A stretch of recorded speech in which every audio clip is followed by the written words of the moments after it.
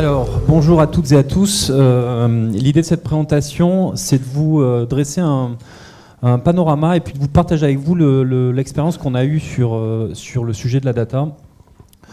Alors, qui a été initiée il y a quelques temps déjà, mais qui a beaucoup accéléré depuis les changements de direction qui ont été opérés, d'organisation qui ont été opérés chez nous il y a un peu plus d'un an, avec l'arrivée de Gilles Pélisson à la tête de l'entreprise.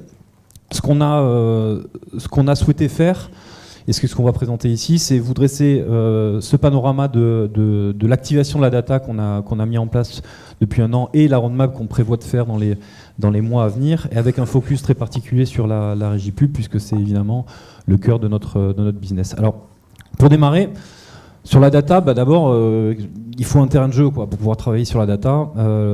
Et il se trouve que nous, on est plutôt bien lotis sur ce sujet. Bon, quelques chiffres, l'idée c'est pas d'inonder avec des chiffres, mais bon, globalement pour pouvoir travailler sur la data, il faut des consommateurs, il faut des marques et des produits, qu'ils soient digitaux ou autres. Mais quand ils sont pas digitaux, il faut les digitaliser. On réunit aujourd'hui sur la télé plus de 30 millions d'utilisateurs ou de téléspectateurs par jour. On a 10 millions sur l'IP télé en replay par mois, également à peu près le même chiffre sur nos plateformes OTT. Et surtout, en fait, ce qui est intéressant, c'est donc il y a toute cette masse de consommation et de consommateurs et d'utilisateurs sur nos plateformes, et surtout, elle se répartit sur plusieurs marques. Et ça, c'est aussi intéressant parce que j'y viendrai tout à l'heure. Ça permet de travailler, et ça c'est une vraie nouveauté chez nous, de travailler avec une logique multiproduit. Donc vous en voyez quelques-unes, mais chez TF1, il n'y a pas que TF1, il y a plusieurs chaînes, ça vous le savez, mais il y a aussi beaucoup d'autres produits. Il y a Téléshopping, il y a TF1 Conso, il y a TFU Max, MyTF1 VOD, etc., qui sont des marques que l'on connaît peut-être un peu moins, mais qui sont aussi dans cet écosystème-là. Donc finalement, notre ambition, elle découle assez clairement. L'idée, c'est de passer d'un univers exclusivement broadcast, où il n'y avait que TF1 en one-to-many, à une approche de customer audience qui ne suffit pas qu'on arrête le broadcast, c'est juste qu'on enrichit notre univers d'un environnement digital, et également, Laurent y reviendra tout à l'heure, sur la partie télé et sur TF1. L'idée étant évidemment de mieux connaître nos utilisateurs. Pour ça, on a 4 piliers avec un objectif évidemment important et primordial pour démarrer, c'est que il faut récolter la donnée. La première donnée, celle qui nous semble la plus importante, c'est la data propriétaire. Donc c'est celle qui correspond à l'utilisation que font nos utilisateurs de nos produits. Donc pour ça, on a mis en place cette année plusieurs projets, dont un projet de DMP qui a été activé l'an dernier avec Adobe. Et également, vous l'avez peut-être noté pour ceux qui sont rendus sur MyTF1 depuis lundi, on a déployé plus qu'on le faisait avant le login sur une partie de notre inventaire, puisque désormais, là où MyTF1 imposait le login sur la consommation du direct, on l'impose désormais sur le replay. Sur les secondes parties data, là, l'idée, Laurent y reviendra tout à l'heure plus précisément, l'idée c'est de nouer des partenariats évidemment, et ensuite on travaille évidemment aussi avec les prestataires et les principaux fournisseurs de données du marché. Notre feuille de route, et là on vous livre quelques billes sur la feuille de route qu'on a au niveau du groupe. On est éditeur et régie. Évidemment, c'est tout l'intérêt de la position qu'on a, c'est de pouvoir adresser et activer la data pour nos utilisateurs, puisqu'on a 2 clients. On a les clients consommateurs de nos contenus, mais aussi les clients annonceurs de la régie. J'en livre 4 comme ça sur la partie éditeur. Les premiers, c'est la recommandation sur le site. Donc ça, on l'a activé de façon assez forte sur LCI. Peut-être que vous l'avez vu. Quelques genres de grandeur. Assez rapidement, on multiplie par 3 les taux de clic en adressant de la recommandation. On l'active aussi sur MyTF1. On est en train de travailler à quelque chose de plus performant. Deuxième point, c'est l'activation CRM. C'est à partir du moment où on constitue une base un peu plus importante que celle qu'on a aujourd'hui, qui est déjà conséquente, mais une base de clients. On peut activer surtout multi-produits, multi-sources. Je dis, on a plein de produits, donc un utilisateur d'LCI, potentiellement c'est le même que celui de MyTF1. Il faut qu'il puisse se parler. Le meilleur exemple étant MyTF1, MyTF1 VOD par exemple. Quand on a, et on l'a fait ça à l'antenne, quand on a lancé la dernière saison de Clem en avant-première sur les plateformes VOD, sur notre plateforme VOD, on vendait les épisodes et la saison en intégralité avant sa diffusion antenne. Et ça a généré beaucoup de téléchargements payants. Il y a des gens qui sont prêts à payer parce qu'ils ont une appétence forte à la marque. Et donc ça nous aide, la data nous aide précisément à activer ça. La promotion, évidemment, c'est le marketing. Et ensuite, il y a un sujet aussi de cross-device. Ça, on n'en parle pas toujours, mais nous, on est présent sur la télé, évidemment, IP télé, télé connectée pour certains produits, notamment MyTF1 VOD ou TFUMax. On est présent aussi sur, évidemment, tablettes, PC et les écrans smartphones. Là aussi, un utilisateur de smartphone, il fait aussi de la télé, il regarde aussi de temps en temps sa tablette ou son desktop. L'idée, c'est de pouvoir les identifier et proposer un parcours d'utilisateur qui soit cohérent et continu d'un device à l'autre. L'idée étant de se dire qu'il y a une marque, une expérience avec la marque ou un contenu, et peu importe le device, il faut que l'utilisateur puisse retrouver son environnement de consommation. Sur la partie régime, et ça me sert d'introduction pour ce que va nous préciser Laurent, il y a trois sujets. Il y a d'abord des offres autour de la data. Il y a aussi, ça c'est important, c'est des produits publicitaires, c'est que ça permet d'innover aussi sur la capacité à adresser à nos clients annonceurs des produits qui soient particulièrement efficaces en activant de la data. Je pense par exemple à ce qu'on a lancé sur ce qu'on appelait l'ad switching, qui est la façon de délivrer de la publicité en live sur le flux live, mais sur nos plateformes OTT, qui, je le rappelle, n'étaient pas mesurées par Médiamétrie, ne sont toujours pas mesurées par Médiamétrie, donc ce qui nous permet aussi de générer du revenu là où on n'en avait pas. Par ailleurs, c'est une façon de digitaliser le flux linéaire et donc d'y mettre aussi de la data. Et le troisième point, là aussi, on donnera quelques chiffres, c'est la mesure de l'efficacité, évidemment, puisque tout l'enjeu pour les clients annonceurs, c'est de pouvoir travailler notamment avec leur data et donc de mesurer l'impact des publicités qu'ils opèrent chez nous au travers de KPI qui leur sont propres et pas uniquement des KPI médias ou média planning. Alors on y va, on va essayer de renouveler. Donc effectivement, finalement la data pour nous à TF1 Publicité, c'est vrai qu'il y a toute la partie digitale à laquelle vient de faire plus qu'allusion d'ailleurs Hugues, avec la DMP, etc. Mais on travaille depuis un moment et on va continuer à travailler beaucoup sur comment on peut greffer de la data sur la télévision en fait. Alors on sait déjà le faire un peu, je vais vous en parler un petit peu mieux d'ici un ou deux slides, mais c'est vrai que là on est en train d'ouvrir un certain nombre de chantiers, à la fois nous-mêmes mais également avec nos collègues autres régies de la télévision au sein du SNPTV, pour défricher un peu ce que va être le terrain de jeu demain de la télé. Alors les anglo-saxons appellent ça l'addressable TV. Nous, on préfère appeler ça la télé segmentée parce que à la fois addressable, ça laisse dans la tête qu'on va vraiment être en one cast alors qu'on va plutôt faire des segments. Et puis la CNIL et tout ça, ils aiment pas trop ça, donc segmenter, c'est quand même beaucoup mieux. Donc ça, c'est vraiment, on a deux terrains de jeu en fait, le terrain de jeu du digital et le terrain de jeu de la télé, et qui convergent évidemment à la fois, enfin vous le savez bien, mais techniquement, c'est en train de, on va avoir plein de nouvelles solutions pour opérer ça.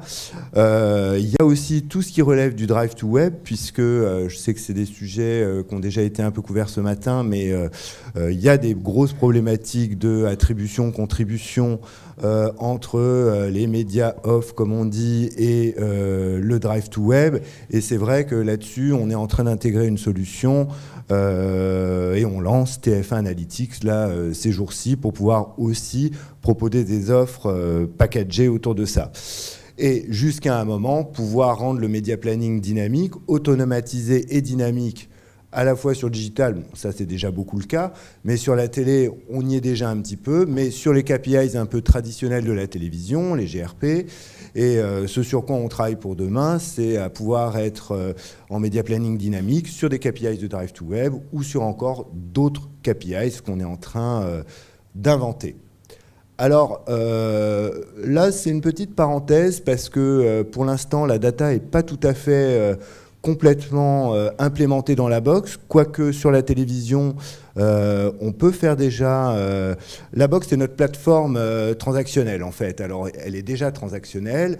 Les clients, les agences déposent leurs briefs et on leur renvoie les bons de commande, tout ça par des processus EDI, enfin quelque chose qui fonctionne bien. Et c'est vrai qu'aujourd'hui déjà, pour la télévision, on peut demander à la box que le plan télé il soit optimisé non pas sur des GRP sociodémos comme il est de coutume de le faire, mais sur par exemple les gens qui achètent plus de yaourts. Voilà, donc c'est de la data. Et on va aller encore beaucoup plus loin là-dessus, vraiment dans les mois qui viennent et avec beaucoup de gros développements en fin d'année et sur 2018. Donc, si on revient effectivement à qu'est-ce qu'on peut offrir, bon alors du socio-démo, ça on l'a déjà sur la télé, c'est assez mandatory. On va l'avoir très précisément sur le digital avec les logs là qui sont en train vraiment de monter en puissance. Et on va pouvoir même avoir des ciblages socio-démo plus fins que ceux qu'on a aujourd'hui. L'étape d'après, c'est effectivement de pouvoir avoir des ciblages acheteurs ou décisionnaires et beaucoup d'autres critères auxquels on est encore en train de réfléchir, qui soient des critères attitudinaux, voire même des croisements entre j'achète beaucoup de yaourts et je suis sensible au bio et je suis une femme de moins de 40 ans, par exemple. Puisque effectivement, on est voilà, dans une démarche d'améliorer le ciblage et d'être toujours plus près finalement des gens qui vont effectivement acheter le produit, qui est quand même une garantie d'efficacité. Donc, c'est vrai qu'on a déjà fait un certain nombre de tests là-dessus, notamment sur les cibles acheteuses en télévision. Et c'est vrai que quand on recontrôle ensuite, soit avec des bases de données de vente, soit avec Marketing Scan, bah, systématiquement, quand on cible plus les gens qui achètent des yaourts plutôt que des ménagères avec enfants, puisque c'est la cible traditionnelle souvent pour ce genre de produit, bah, il se trouve qu'on vend plus de yaourts. Bon, ça a l'air évident, mais c'est encore mieux comme on peut quand on peut le prouver. Et c'est des démarches qui commencent à se généraliser dans le monde entier et particulièrement aux États-Unis, puisque aux États-Unis, il y a une alliance Viacom Turner Fox qui lance un genre de GRP data sur des critères de consommation et d'attitude, et NBC qui va dévoiler là dans les jours prochains aux upfronts un GRP data avec lequel Linda Yaccarino, la patronne de la régie, dit qu'elle va faire $1 milliard en 2018. Bon, $1 milliard pour elle, c'est que 10% de son chiffre d'affaires, hein. Mais c'est quand même 10%. Voilà, donc c'est vrai que tout ça, c'est les sujets de tout le monde, mais qu'on y va assez en rouleau compresseur comme on fait quand on se met en route dans une grosse maison comme la nôtre. Donc vraiment, mesure de transformation des campagnes, prévoir au mieux effectivement à la fois contextuellement et sur d'autres KPIs les points de passage les plus favorables pour la diffusion des publicités sur plein de critères, qu'ils soient Drive to Web ou autres, et l'optimisation en temps réel des campagnes TV en fonction des KPIs de l'annonceur. C'est ce que j'évoquais tout à l'heure. Aujourd'hui, sur le digital, on va avoir une granularité de KPIs bien supérieure à celle qu'on avait hier grâce à la DMP et à tout ce qu'on est en train de faire.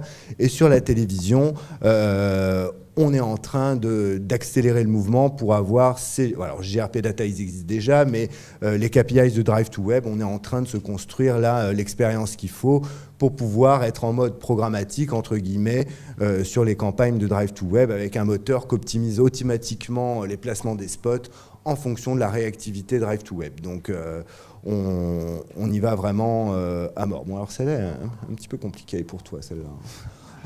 Bon, je vais rapidement, là, c'est peut-être un petit focus sur la DMP.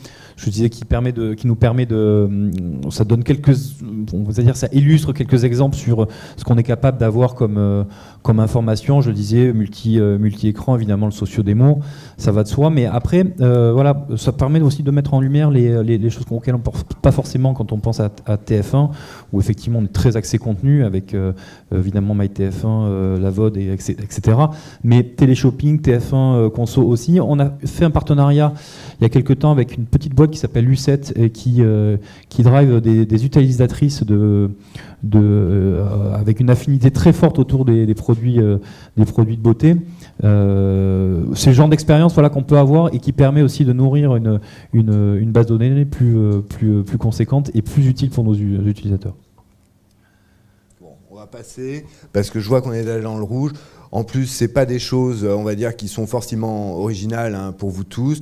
Bien sûr, on active aussi énormément de data partenaires.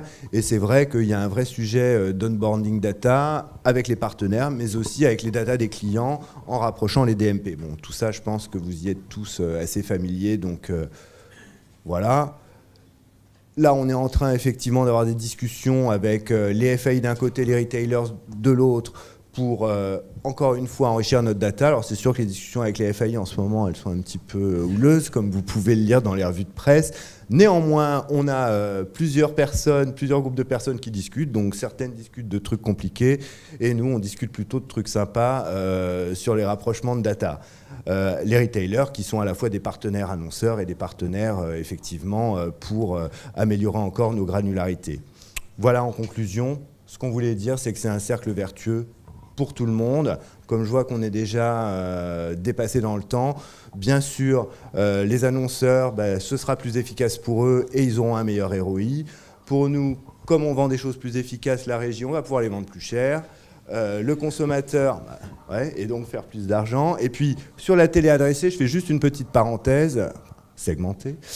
Sur la télé segmentée, c'est vrai que juste en ce moment, en télé, comme on est en broadcast, quand on vend des ménagères avec enfants, on ne vend que les ménagères avec enfants et tout ce que l'écran a fait comme autre cible, on ne le vend pas. Donc là, on a un gisement pour le futur avec la télé segmentée, puisqu'on pourra vendre certaines parties de l'écran à certains et d'autres parties de l'écran à d'autres. Donc pour le consommateur, c'est quand même mieux d'avoir des publicités plus adaptées à ce qu'il a envie de voir, mais ça vous l'avez vu avec beaucoup de nos prédécesseurs ici. Et enfin pour l'éditeur, connaître le comportement et les attentes de nos consommateurs, entre guillemets, c'est toujours un plus. C'est un plus pour leur pousser des contenus pour lesquels ils auront plus d'appétence, et donc ils vont plus consommer, et donc ils vont faire plus d'audience, et nous allons faire plus de publicité. Voilà. Merci à tous. Merci.